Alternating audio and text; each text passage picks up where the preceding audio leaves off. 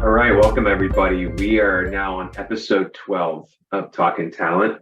Look out for episodes coming at you monthly. This 12th episode features Kathryn Gombos, who recently started her own company called Gombos Group. Kathryn's background is really interesting, and her experience has morphed over the years into being a compensation expert. So we discuss compensation strategy, pay transparency, and how to communicate all of this effectively. Really interesting episode. Hope you enjoy. And don't forget, head to Spotify to subscribe or access on the Cordia Resources website.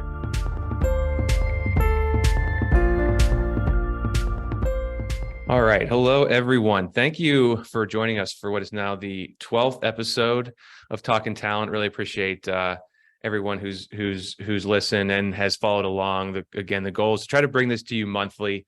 That is my goal from this point on. I know it's been a little bit rocky so far this year, and but from this point on, the goal is to do it monthly. I would love to at some point do it bi-weekly, but for right now, monthly is the goal. Would love if you tell your friends and coworkers about it, and you can subscribe on Spotify or can get it through the Cordia Resources website. Today, I'm really excited to be joined by Kathryn Gombos, who recently started her own company, Gombos Group, which she founded in 2022, almost a year old. And Kathryn's someone I've got to know a little bit recently, but I'm looking forward to learning much more about. She started her career in sales, but for the past 10 years has built a career in compensation and total reward. So, Kathryn, thank you so much for joining me today. It's a pleasure to be here. Thank you for having me. Of course. And we're going to talk about compensation and some of the really important and interesting topics that have some have this been more in the public light, and more in the for HR teams, more important than ever in the post COVID world as we navigate that. So really looking forward to dig into some different topics. We could probably talk for 2 hours. We're going to try to keep it to 30 minutes, but let's get started. So as those who know, listen to my that listen to the podcast, one thing I always like to dig into at first is love to hear, Kathryn, about what your either what your first job, your first ever job was, maybe something in high school and college, and if there's any correlation to what from that job to what you're doing right now. Yeah, I mean, my first job ever was babysitting. I'm not sure that applies today, but when I came out of undergrad, where I studied corporate communications, my first job ended up landing a job at a small party bus and limousine company. I was their first full-time hire, and so as a result of that, you got to do a little bit of everything. And I would say, yeah, that definitely correlates to what I'm doing now as the owner of a small HR consulting firm.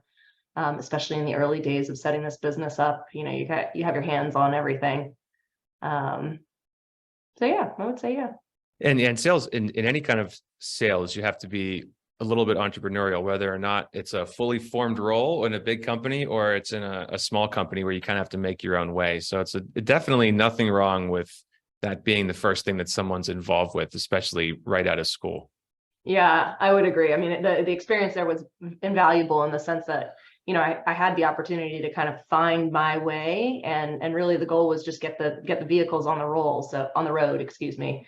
So, answering phones, meeting with corporate clients to set up more frequent things, setting up cool tours like the wine tours or DC Monuments tour, all that stuff. You learn a lot of fun things about business and how to market things for your business.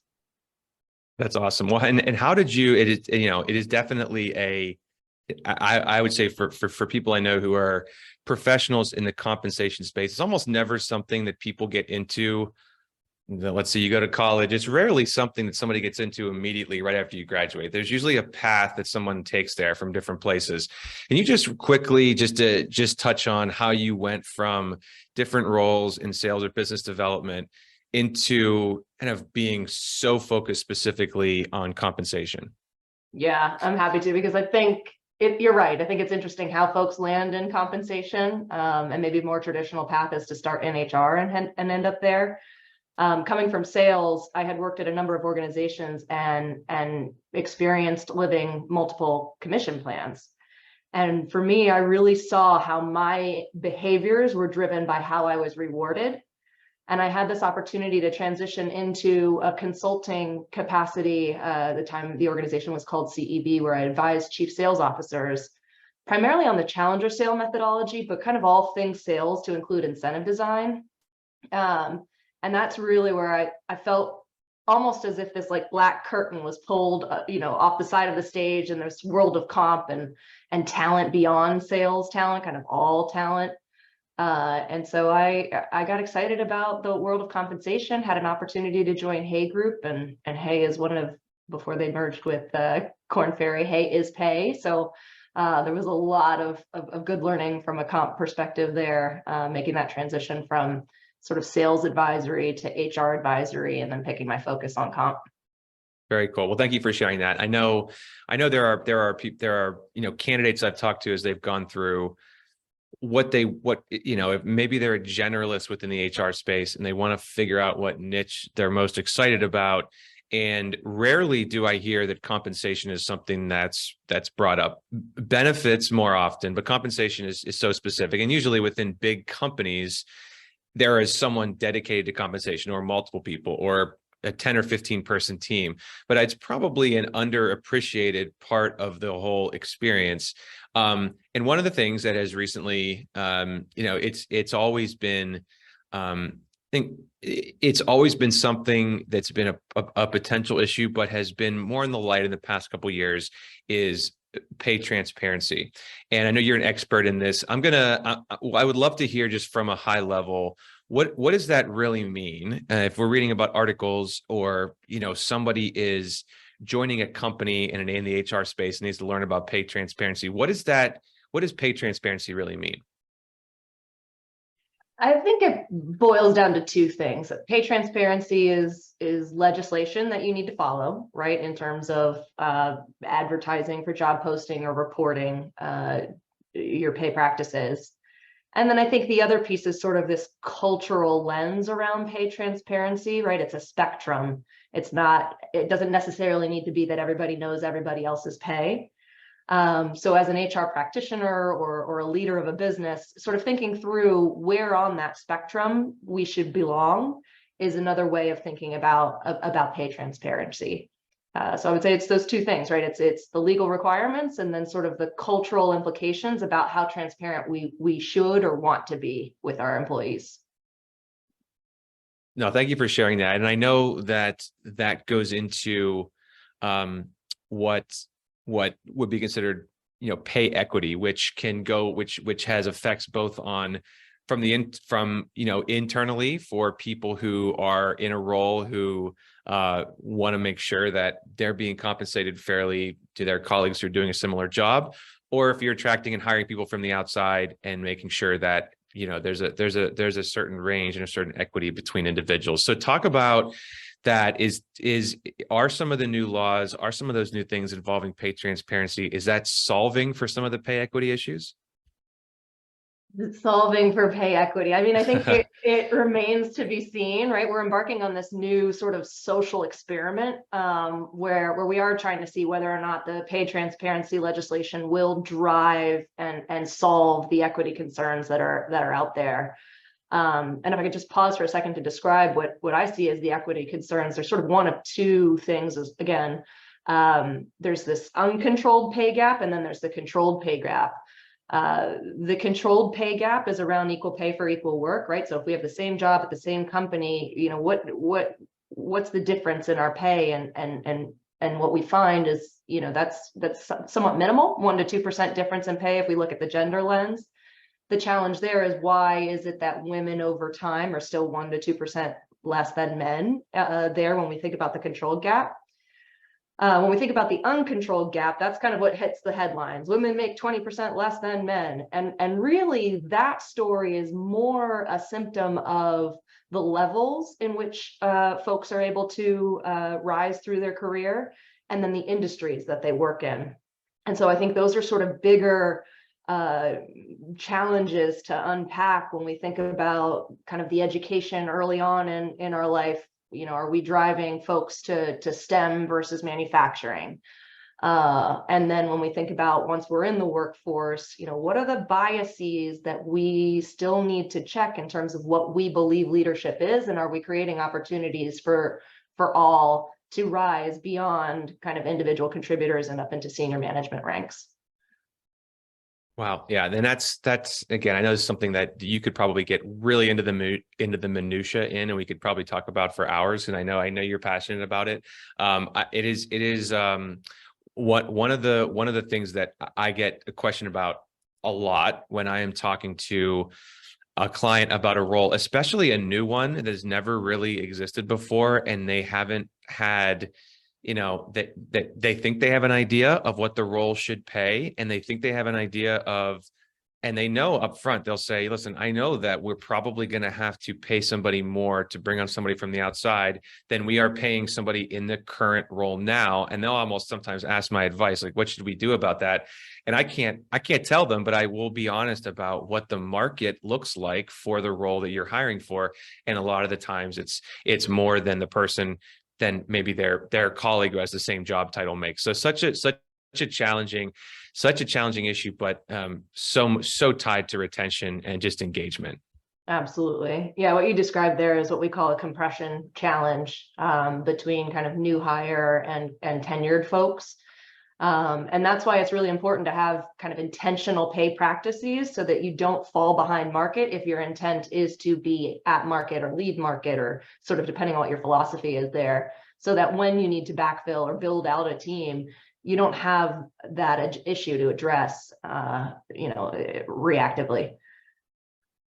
So that brings us to, the fact that when as I mentioned, as in large companies, right, there is usually a mechanism in place, whether it's something the company's created on their own or something they're working with an outside firm to have something in place that is going to be really specific about what the compensation program looks like and how to communicate it. But that doesn't describe most companies out there, small to mid-sized companies that don't have the resources or don't have the people with the right skill set to be able to establish this program on their own. So what's some guidance for HR professionals who may be a generalist and compensation is just part of their role?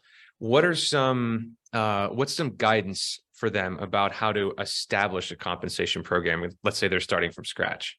Yeah, I think that's a good question. And you'll get probably varying feedback. My methodology or approach to this, which comes from years of working at different consulting firms that do this type of work, is that it really distills down to 4 key phases of approaching this work. And I think first and foremost, we have to understand the jobs. So what does that mean, right? What are the jobs that we have today? Are they designed intentionally to meet departmental goals and achieve business goals?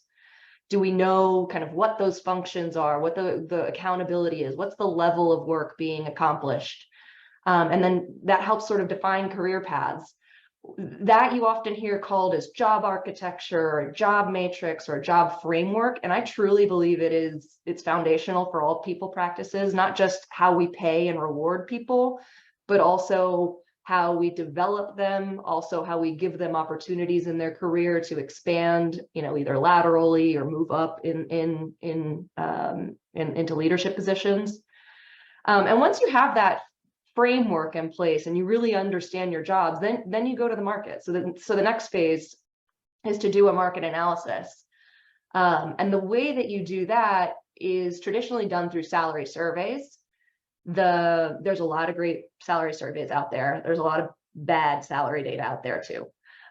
So being mindful about, what are the valid sources that reflect our industry or our jobs or our geography, and then taking your jobs and benchmarking them, basically mapping them to those survey job libraries so that you have a good match in terms of job content, right? What are the roles and responsibilities, not what's the title. And then once we have a good understanding of the benchmark, we can look at the market data to say, all right, which of these data cuts apply to my organization? And ultimately, you'll end up with a list of all of your jobs and the market value of them. So now once you've got that market analysis done, you move to the third phase where it's about your internal value. So now we get what the market says we could pay. what do we want to pay? What is our philosophy? Does that are there implications in terms of our career, our business plans and growth objectives that we need to consider and factor in? So, it starts with really what's that market reference point, right? Do you want to meet the market? Do you want to lead the market? Is that different for different functions, geographies, levels, kind of thinking through those things? And then essentially you take your market reference point and you create a range of pay for your jobs. There's different philosophies and different approaches to creating a salary structure. But when you're done with that last phase, what you've said is, this is the minimum I value for the job and the maximum I value for the job. And now the employee fits in that range of pay. And so then the last piece, sort of that administration piece, it's kind of doing that initial assessment to say, do we have folks above, below the range? Do we have folks in the range and in the right spot in the range? And then if not, how do we correct that? Is that a one-time rip the Band-Aid, or do we think about adjusting pay over the next one or two merit cycles to correct those things? And really where the rubber hits the road on that fourth phase, which I call kind of administration, is really all about communication. Have we documented our compensation philosophy, those decision points along the design project?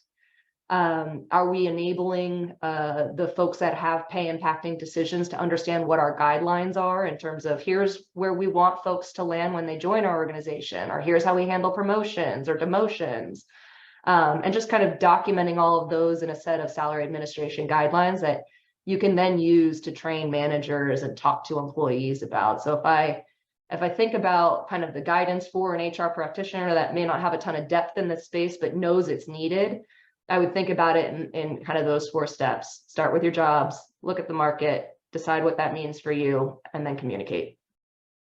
That's great. Thank you. I know there's so much there, and it's, there are obviously tools to be able to figure out what you just said, but it's always, a lot of the time it comes down to, there's all these things that let's say an HR director of 100-person company is doing, and that's always something that's in the background, and managers are coming to you and they have an open spot, and when we're recruiting for this role, why can't we find somebody?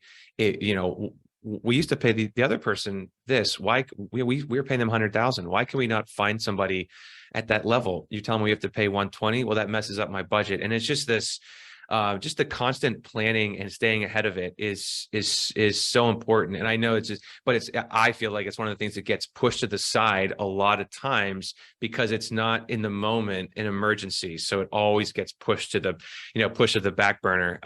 But from what you just said, so important, and even more so in smaller growing companies where you have someone who has all these skills and there aren't 3 other people who do that same job.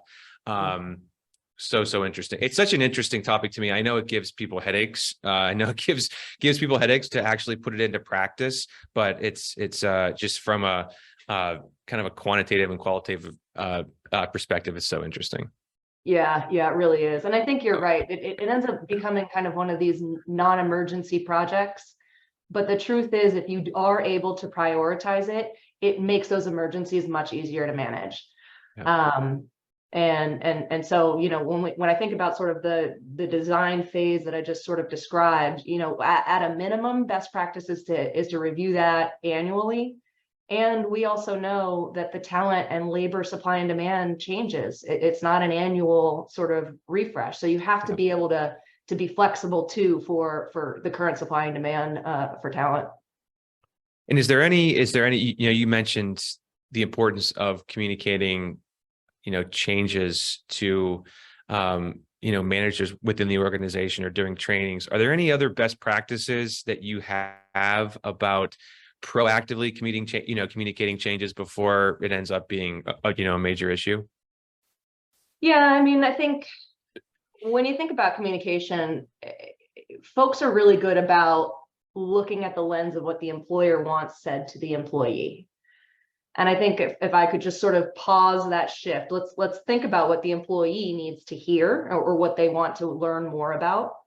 And often what I'm finding when I'm working with leaders, managers, and even employees around sort of what does pay and compensation mean, it boils down to kind of two types of training and communication needs, right? This sort of knowledge-based communication, right? So giving them the why. How are these decisions made? How is the program designed, right? They need that know-how. And then the second part would be kind of that skills-based training and communication, giving them the how, right? How do I have that difficult conversation with an employee who's unhappy with their performance or their merit increase or their pay or, whatever the story may be. It's kind of that accountability piece. And in terms of tools or ways that you can do that, I mean, I think there are some that are a lot more labor intensive, right? When I think about skills-based training, role plays are a great way to handle that, but that takes a lot of time from that one person HR shop. And maybe that's not the most effective use of your time. So other kind of off-the-shelf good resources would be to have those salary administration guidelines documented, your compensation philosophy documented. I think it's wonderful to share your compensation philosophy in onboarding, orientation, performance management, all of those interventions or opportunities, touch points with employees that help sort of drive home how we as an organization value you. But there's also FAQs you can create, total reward statements you create. There's a lot of really good kind of, you build it once and then it's off the shelf and you can use it when you need to, types of tools to communicate pay. Very good. Well, and I just thought of something as you were talking, so I'm going to throw this at you because it's not something we talked about before. I knew this was going to happen, but I'll preface it by saying that in the past couple of years, there have been more situations where a candidate I may have been working with for a job had got what was, I think, a pretty good, they had, let's say they've been in a company for 5 years. They got a pretty good offer elsewhere. They're looking for another job, more than they were already making. And there have been even companies that had a pretty specific, the company they were coming from had a pretty specific rule in place that they would not give counteroffers. Went against that because this person was in the moment, right? There's that panic that sets in of, oh my gosh, what are we going to do? The path of least resistance is to throw the comp framework out the window, and this person is so important that we'll give you, pretty much anything you want. And sometimes the actual person will stay, and sometimes they'll leave because the reason that they want to leave is not compensation based. So have you dealt with that? And whether it's internal to organization, or if someone was consulting with you about that, what's the advice there for those kinds of conversations? Yeah, I think it is wise to kind of document your guideline around counteroffers. Kind of where would we entertain one, and to what extreme would we go for it? I think the studies show that, when somebody is out looking for a job and presents a counteroffer, if they accept in a year or so, they're gone anyway. Yeah. So I sort of caution the run and give them what they want approach to counteroffers. And I would encourage folks to think a little bit more about what are the other things that we offer, because cash is one piece of the total rewards pie. And as you said, most people can, especially your high performers, can leave for more pay, right? So as an organization, do you really want that talent who's really just looking for the dollars? Or do you want somebody who's more bought into the mission, who sees what their development opportunities are because you're an employer that values their career and wants to help them grow in it? What else do you offer from a total rewards perspective that accounts for all of their needs, right? From kind of the base level safety needs, but all the way up to your self-actualization needs. Yeah. And so I would encourage folks to think about, what are your well-being programs? What are your learning and development programs, your recognition programs, all of those other opportunities, I think should be a part of a counteroffer conversation before you get to the dollars and cents. Yeah. Yeah. And so many times at the end of the day, someone is leaving because either their manager or of something higher up happening in the organization that isn't necessarily tied to compensation. More often than not, candidates I've talked to who want to leave a job, whether they've been there for 6 months, a year, or 10 years, it's more recently and has not involved, I just need to make more money and I know I can make more money. You're right. High performers are going to make money, wherever they are. It's usually about something else. So no, I love that. And I didn't realize this. I didn't, I know the studies generally say people will end up leaving anyway. I wasn't sure what time frame it was.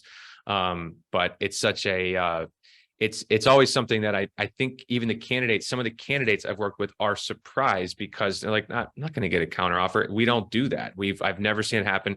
And then all of a sudden it happens. So really interesting topic. Yeah. Yeah. I mean, if I think about sort of the engagement and the reason people leave, I mean, one, yes, better opportunities, right? Sometimes you just kind of cap out at the opportunities at your organization because those higher levels or those, deeper technical opportunities aren't available for you. Sure, then it makes sense to transition. And as an employer, you should recognize that and be, supportive of the employee. I think that's kind of one way of looking at it. Bad managers, that's another big reason why people leave and probably one of the top reasons. But what's interesting is there was a recent study that came out, and I believe it was done by PayScale. Another top reason in the last years or so, and I think a lot of it has to do with the pay transparency legislation, is that folks will leave if there is a perception of unfair pay practices at their organization. Yep. Yeah, that makes sense. Yeah. That makes sense. Well, I appreciate all the information. Again, I know we could talk about this for quite some time, but I want to hear more about your journey to what's taken you through your career to where you are now and making the decision to be an entrepreneur and use some of the, back to using some of your sales skills in terms of, figuring out how to navigate your new business. So, kind of walk through one, I want to hear how it's been going, but how did you get to the point where you decided this is the path you wanted to go down? Yeah, I mean, it has been an immensely rewarding and also challenging experience in this last year. I think I've always had this sort of entrepreneurial spirit, kind of in my gut, and I've spent the last 15 or so years of my career sort of figuring out, like, how do I get that done? Transitioning from sales into consulting, I've worked for a lot of the big consulting firms, and I've also worked for really well-known and established boutique firms here in the DC metropolitan area where I live. And I think what I learned is that I was feeling a lot of stress in the corporate world, trying to prove my worth and sort of earn recognition from leaders. And when I joined, I left sort of the consulting shop to go to an in-house opportunity to see, what would it be like to kind of run this for a company all on my own. And I worked for a tech startup, and there were a lot of good lessons there, a lot of tough lessons too. But coming out of that opportunity, I was at a fork in a road. Do I go back in-house and maybe try for a more stable organization? Let's look at like a big Amazon. Do I want to join one of those big comp shops? Or maybe do I want to go back to the consulting firm and, look at like a Towers Watson or a Mercer, so another one of those big shops that I had not yet worked for. And as a part of sort of evaluating those opportunities, I got to talking with folks in the market for, clients and prospective clients. And I realized, I've got a book. I already have people who want to work directly with me. Let's just give it a go. So give it a year. Let's see how it works. I think part of my intention of doing this was I wanted to have a little bit more work-life balance. I wanted a little bit more control of my schedule and control of the clients that I selected to work with. And as my husband will tell folks, I have no chill. And I very quickly was able to build up this business where, I've got about 4 folks that support us. We do work primarily in the total rewards and comp space, but also across HR consulting, kind of all things HR. And it has been wildly rewarding to shift the mindset from earning recognition from the leaders you work under to being validated in the quality of work and the impact that you make on an organization and employees when you hear that directly from your clients. And that's what you built and you were able to do for them with your team. So that's kind of how I ended up giving it a go. And here I am a year later, surprised by how well it's going, and also continually challenged by not really quite sure what's around the next corner and Yeah. to deal with it all. Well, I mean, I love that. I love I mean, you mentioned quality of life. That is such a, that can mean different things to different people, but that is such an important, I think as people in your situation felt there was the like extra burnout of people working at home starting in March 2020 for a year, 2 years, whatever it was. And you almost felt like I think we all work and we end up working more when we're at home, but you don't always feel like it because you're not commuting. And there've been, I mean, so many fun stories, including yours, of this decisions to do this.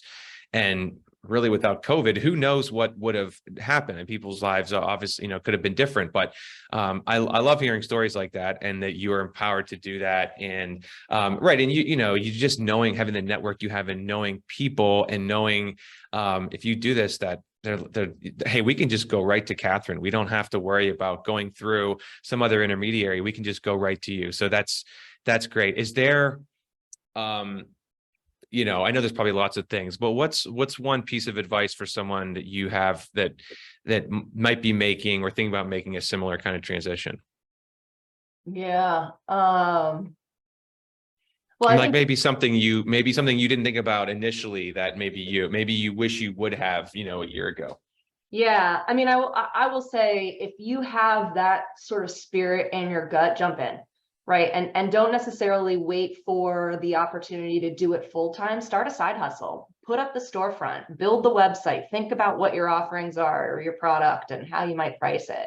Go ahead and get started on some of those business administration things, because I found out kind of early on that, one, you have to do it all, and two, you're not earning anything while you're doing that. So it's kind of this balance. And then when you get to a place where kind of those foundations are set and maybe you're ready to iterate on it, or there are more sort of frequent cyclical things that either you don't love or you're not really great at, delegate. Find folks who can help you and get those things off your plate so that you can do the things that you really drive value in, and fill your cup. And really that's probably what I would say. I think the point that you touched on that I think is really important for all people in the working life, regardless of whether you want to be an entrepreneur or stay W-2, networking. I had this sort of early in my career philosophy that if somebody reaches out to me for an interview, I will accept and I will talk with them.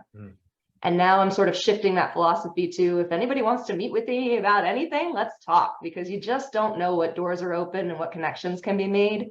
And it may not become fruitful in the next month, year, 2 years, but 5 years from now, it could land something for you. And so I would just say, stay out there talking with folks and making relationships.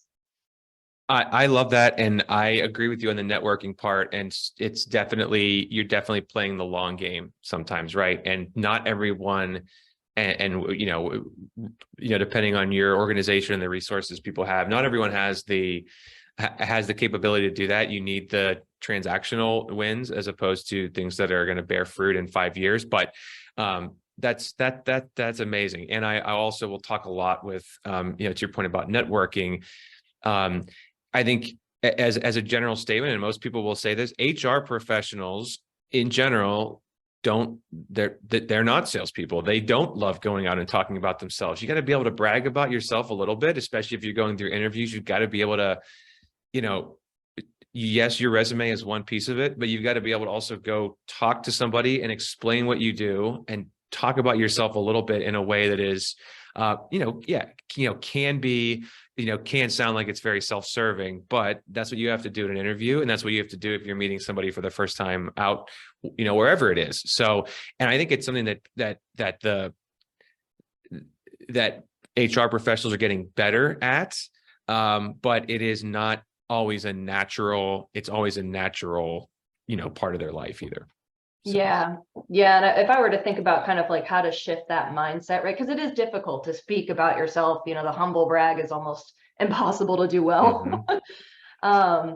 But if I were to think about it from kind of an HR professional's shoes, right? Typically oriented towards service, towards kind of getting things right. think about the impact that you've made for folks, right? Think about the experience you've created for others and talk about that, because that is what you've done for the organization versus I was able to do it. Let's talk about the impact that you made for your employees, because that's truly typically at the core of what drives an HR professional to, get up every morning and support the business. Yeah. Well, I love this. I know we could talk for longer. I really appreciate you joining, and for those out there that we'll make sure when this goes live, when we link this on our website and put it on LinkedIn, you'll be able to look up the Gombos group and look up Kathryn's company and see if they can help you. But I really appreciate you joining today. Thank you. Thanks for having me, Sam. It's been fun. So again, thank you for listening, everybody. You look up, look up Kathryn, look up what she's done in her background, and maybe we'll check in next year at this time. We'll check in a year later once you've had the company going for almost 2 years and see how everything's going. I'll look forward to it. Sounds good. Sounds good. Have a good rest of the day. Talk soon. Thanks. Bye.